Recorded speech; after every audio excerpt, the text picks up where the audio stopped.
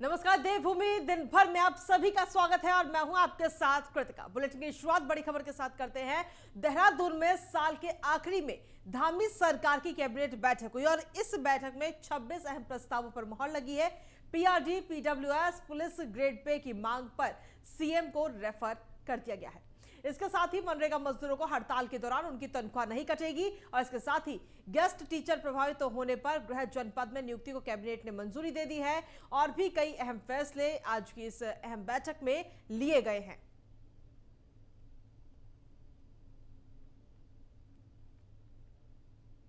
तो आपको बता दें कि बैठक में कुल 26 प्रस्तावों पर धामी सरकार की तरफ से मुहर लगी है। मनरेगा मजदूरों को हड़ताल के दौरान भी वेतन दिया जाएगा। हर जिले में डिस्ट्रिक्ट टूरिस्ट कमेटी बनाई जाएगी। तो धामी सरकार ने 26 प्रस्तावों को मंजूरी दी है। कुल मिलाकर और पीडब्ल्यूडी विभाग के संविदा कर्मचारियों की मांगों को पूरा किया जाएगा, ये फैसला लिया गया। साथ ही वृद्धावस्था पेंशन को 1200 से 1400 रुपए किया गया है। तो कुल 26 प्रस्तावों पर मुहर लगी है। मनरेगा कर्मचारियों को हड़ताल के दौरान भी वेतन दिया जाएगा, यह भी फैसला इसमें शामिल है। सरकारी महाविद्यालय में 214 योग शिक्षकों की भर्ती की जाएगी। गेस्ट टीचर ना होने पर गृह जनपद में नियुक्ति को मंजूरी दे दी जाएगी। इसके अलावा होम स्टे योजना मुख्यमंत्री पोर्टल से संचालित की जाएगी। तो कुल मिलाकर 26 फैसले लिए गए। सितारगंज चीनी मिल शुरू करने का प्रस्ताव भी इस वक्त पास किया गया है। इस अहम बैठक में नरेंद्रनगर में विधि संस्थान को खोलने की कैबिनेट ने मंजूरी दी है। केदारनाथ में बिल्डिंग बायलॉज की भी मंजूरी इस वक्त दी गई है। बद्रीनाथ निर्माण में काम के लिए कमेटी गठन को मंजूरी दी गई है। इसके अलावा हर जिले में डिस्ट्रिक्ट टूरिस्ट कमेटी बनाई जाएगी। तो कुल मिलाकर 26 फैसले लिए गए हैं धामी सरकार की तरफ से। निगम के जो कुछ पिछली बार जो निर्णय लिया गया था उनको संविलियन करने का, लेकिन चूंकि वो संविदा पे है तो ये निर्णय हुआ कि उनको संविदा के आधार पर ही सचिवालय प्रशासन में उनको एब्जॉर्ब कर लिया जाएगा। हल्द्वानी की जीतपुर नेगी जो ग्राम सभा थी, जीतपुर नेगी कॉलोनी, उसको हल्द्वानी नगर निगम में शामिल करने का निर्णय लिया है। इसके अलावा अतिथि शिक्षकों की जो लगातार मांगी थी, अगर किसी अतिथि शिक्षक को किसी नियमित अध्यापक या पदोन्नति आने से हटाया जाता है तो उस पर उस अतिथि शिक्षक को उसके जिले के ही स्कूल में प्राथमिकता के आधार पर उसको उसके जनपद में एब्जॉर्ब किया जाएगा। इसके साथ साथ जो अतिथि शिक्षकों में महिला शिक्षकों की जो एक मांग बहुत समय से थी कि उनको भी मातृत्व अवकाश स्वीकृत किया जाए, उसको भी कैबिनेट ने स्वीकार करने का निर्णय। वहीं देहरादून में राष्ट्रीय कृषि और ग्रामीण विकास बैंक नाबार्ड की ओर से स्टेट क्रेडिट सेमिनार का आयोजन किया गया, जिसमें मुख्यमंत्री पुष्कर सिंह धामी शामिल हुए। और इस दौरान मुख्यमंत्री धामी ने कहा कि हम शॉर्ट टर्म नहीं बल्कि लॉन्ग टर्म पर काम करने की योजना बना रहे हैं और इसीलिए हम विभागों से अगले 10 साल का प्लान बनवा रहे हैं। सीएम धामी ने विकास में बेहतर काम करने वाले अधिकारियों को सम्मानित किया। नाबार्ड ने 28,000 करोड़ से ज्यादा का बजट विकास कार्यों के लिए रखा है। सीएम ने कहा कि सरकार, विभाग और नाबार्ड जनहित में अपनी अपनी योजनाएं ला रहे हैं। परियोजनाएं लागू करना हमारा लक्ष्य नहीं है, इन योजनाओं का जनता को लाभ पहुंचाना हमारा लक्ष्य है। इसमें बैंकों को अहम भूमिका निभानी होगी। साथ ही उन्होंने कहा कि अगर हमने अपने लक्ष्य को पूरा किया तो 2031 में उत्तराखंड देश का नंबर 1 राज्य होगा।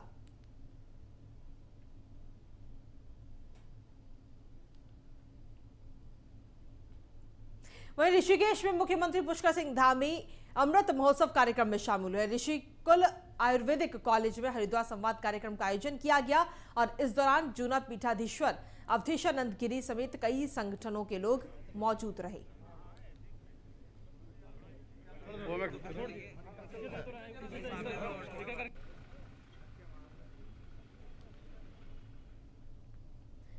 वहीं असम के मुख्यमंत्री हिमंत बिस्वा शर्मा ने मुख्यमंत्री पुष्कर सिंह धामी से मुलाकात की।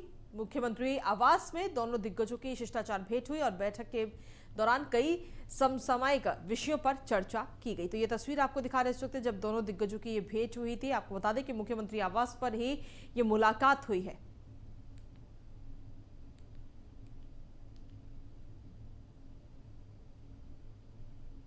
वहीं देहरादून में पूर्व मुख्यमंत्री हरीश रावत ने प्रेस कॉन्फ्रेंस करके धामी सरकार पर सीधा निशाना साध दिया है।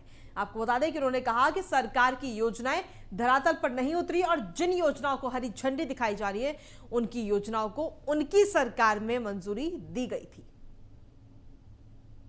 का स्वीकृति और निर्माण का कोई इतिहास जुड़ा हुआ नहीं है। या तो वो योजनाएं हैं या वो योजनाएं हैं जिनके विषय में आज वो बात कर रहे हैं और वो बहुत कम है। वो ये एक 5वां हिस्सा भी नहीं है टोटल उसका। और वो योजनाएं हैं जो अभी कहीं भी धरातल पर दूर दूर तक नहीं दिखाई दे रही है। जैसे हल्द्वानी में उन्होंने कहा मैं 200 करोड़ की सौगात लेकर के आया हूँ, लेकिन 2000 करोड़ की, और 2000 करोड़ की सौगात का जिक्र नहीं किया उन्होंने। वो सौगात है क्या? जितनी योजनाएं उन्होंने कही है, यहाँ तक कि 4 धाम परियोजना जिसको उन्होंने महापरियोजना कह दिया, बहुत अच्छी बात है। पहली बार ऑल वेदर रोड से अब वो 4 धाम परियोजना में तो आए। और मैं पहले दिन से कह रहा था इस राज्य के अंदर कोई 4 धाम न कोई ऑल वेदर रोड परियोजना नहीं है। मैंने चुनौती देकर के कहा था कि भाजपा दिखाए मुझको कहाँ है वो DPR, कहाँ है वो। और मैं पहले दिन से कह रहा था ये हमारी सरकार के समय में कंसीव हुई है और हमने इसको स्वीकृत करवाया है, और इसके बाद ठीक है उसको पूरा करने का मौका उनको मिला। वहीं गंगोत्री विधानसभा के डुंडा ब्लॉक में आम आदमी पार्टी के मुख्यमंत्री पद के उम्मीदवार कर्नल अजय कोठियाल ने जनसभा को संबोधित किया और इस दौरान उन्होंने स्थानीय लोगों के साथ पदयात्रा भी निकाली। हजारों की संख्या में आप कार्यकर्ता और स्थानीय लोग कार्यक्रम में शामिल हुए। कर्नल कोठियाल ने कांग्रेस और बीजेपी पर जमकर निशाना साधा और कहा कि प्रदेश की बर्बादी के लिए यही दोनों पार्टियां जिम्मेदार हैं।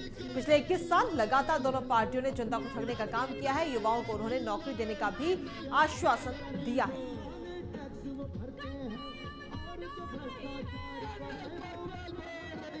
इस प्रकार से लोग, महिलाएं छत में दूसरी मंजिल उसके ऊपर खड़े होकर के और फूल फेंक रही थी।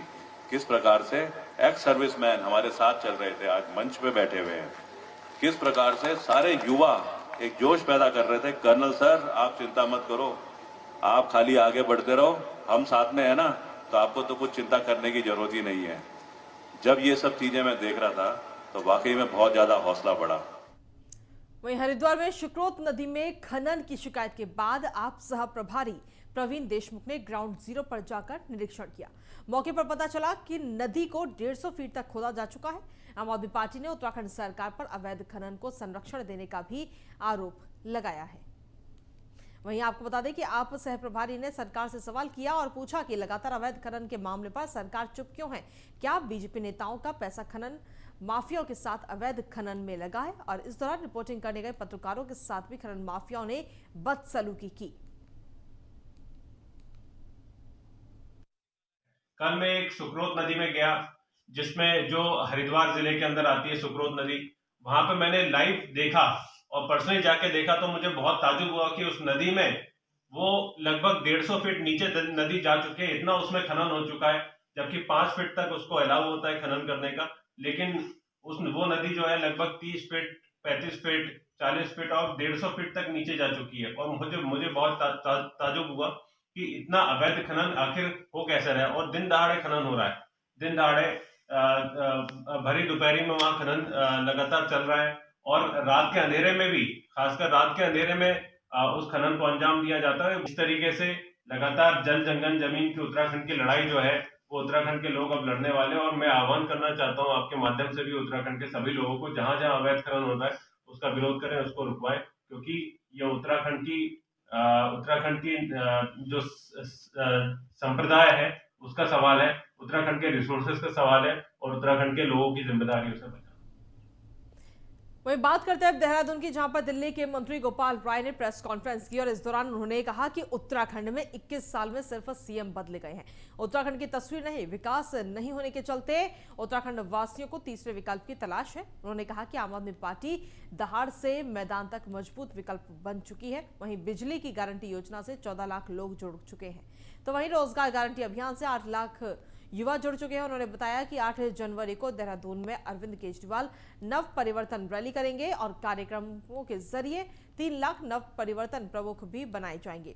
साथ ही 70 विधानसभा का अलग अलग मैनिफेस्टो भी बनाया जाएगा। आपको बता दें कि नए साल के पहले सप्ताह में उम्मीदवारों की पहली लिस्ट जारी होगी।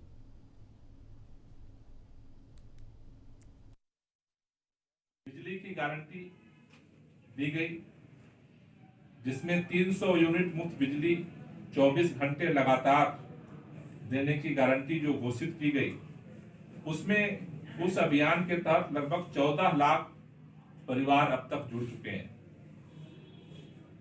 हर घर को रोजगार नहीं तो 5,000 रुपए महीने बेरोजगारी भत्ता को लेकर के जो गारंटी का अभियान चला, उसमें अब तक 8 लाख से ज्यादा युवा जुड़े हैं।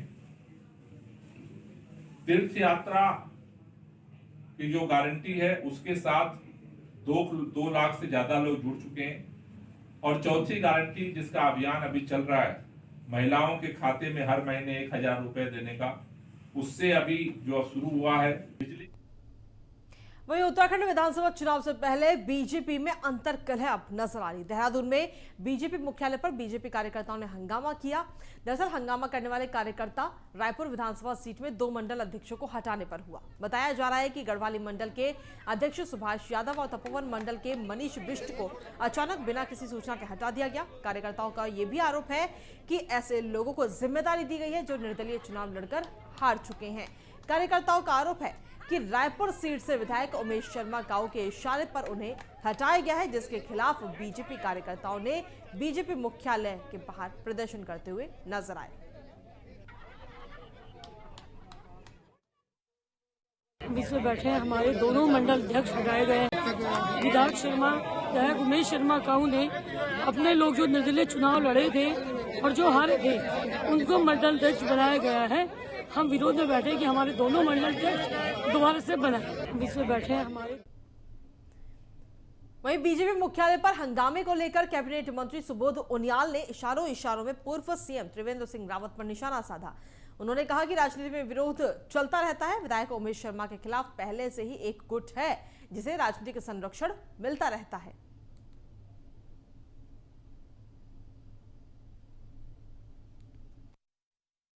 एक ग्रुप विषय तक देखिए, राजनीति में चुनाव का समय है, हर व्यक्ति की टिकट की महत्वाकांक्षा होती है। एक ग्रुप अगर उमेश कावत जी का विरोध कर रहा है तो कोई नई बात नहीं है। 2 मंडल के जो तो पिछले कुछ काफी समय से वो ग्रुप सक्रिय था और उन्हें राजनीतिक संरक्षण भी था। उन्हें मुख्यमंत्री पुष्कर सिंह धामी ने प्रदेशवासियों को नए साल की शुभकामनाएं दी हैं। मुख्यमंत्री ने कहा कि कल से नया साल शुरू हो रहा है, जिसके लिए हम सभी को बधाई देते हैं। साथ ही सरकार ने जो काम शुरू किए हैं उन्हें तय समय में पूरा भी किया जाएगा। आज वर्ष का अंतिम दिन है और कल से हमारा जो कैलेंडर का नया साल शुरू होने वाला है। मैं सभी को, प्रदेशवासियों को, सभी इस आने वाले नव वर्ष की बहुत शुभकामनाएं देता हूँ। बहुत बहुत बधाई।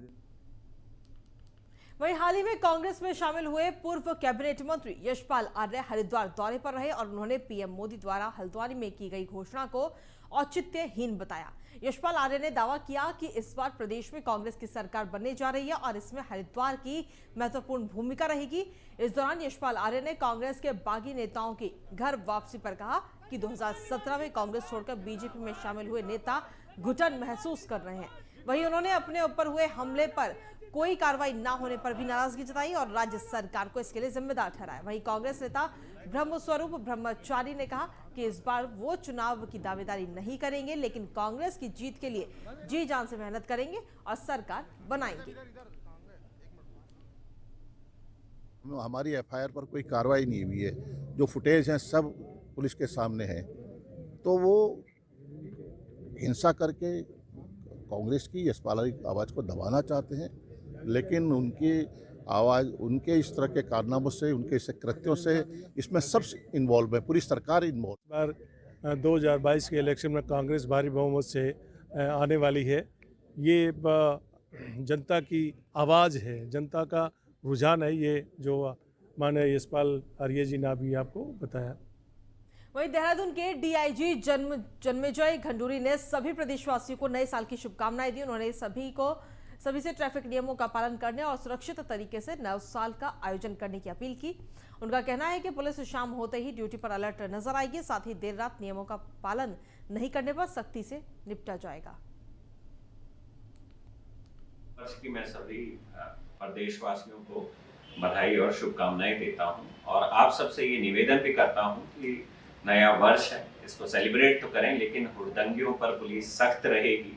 इसके अलावा जहां जहां पर गैदरिंग होगी वहां पर अगर कोविड के नियमों का पालन नहीं किया जाता है तो वहां पर भी हमारे द्वारा सख्ती की जाएगी। तो आप सभी सेफली अपना नववर्ष सेलिब्रेट करें, लेकिन कोविड के प्रोटोकॉल का ध्यान रखें और आपका सेलिब्रेशन किसी के लिए परेशानी का सबब न बने।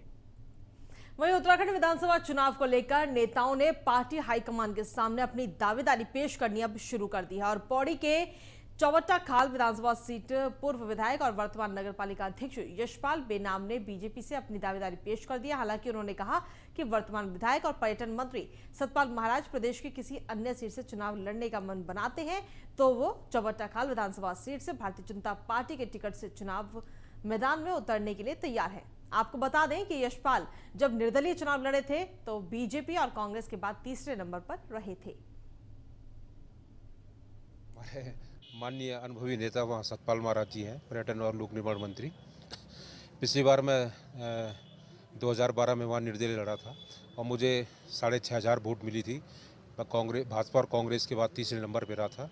इस समय भी मैं अभी राष्ट्रीय अध्यक्ष JP नड्डा जी आए थे तो 5 तारीख तक तमाम आवेदकों से आवेदन मांगे गए हैं, तो मैं भी चौबट्टा खाल से अपनी दावेदारी प्रस्तुत कर रहा हूँ। हमारे वहीं देहरादून में दून उद्योग व्यापार मंडल की ओर से कांवली रोड पर व्यापारियों की आक्रोश रैली निकाली गई। व्यापारियों ने कहा कि उन्हें ऑनलाइन व्यापार से नुकसान हो रहा है। केमिस्ट एसोसिएशन ने ऑनलाइन व्यापार के खिलाफ आज महाबंद का ऐलान भी किया। आपको बता दें कि 1 जनवरी से GST की प्रस्तावित दरें भी बढ़ रही हैं।